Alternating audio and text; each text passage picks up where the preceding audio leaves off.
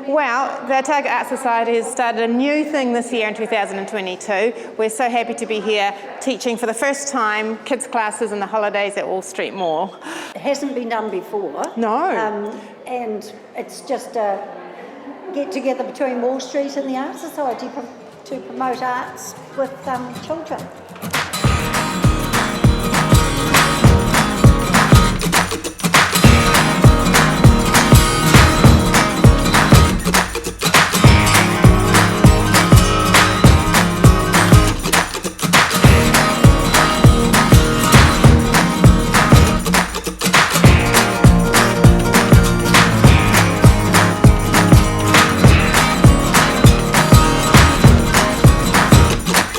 Hi there, I'm the President of the Otago Art Society. My name's Brenda Nyhoff.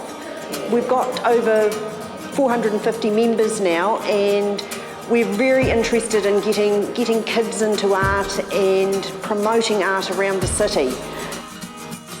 We had a pop-up exhibition at Queen's Birthday weekend, and the interaction with the public was really good. So this opportunity is put to us to help kids engage with art, get them out of the house, get hands-on activities, even parental involvement, because the children that have been coming to our workshops, their mums or grannies have dropped them off and then they've stayed and they've worked as well. And it's a wonderful opportunity with the 3 different workshops that we're running. One's called Patterns and Puzzles, one's called Masks and Monsters, and then we've got another one called Creative Colour.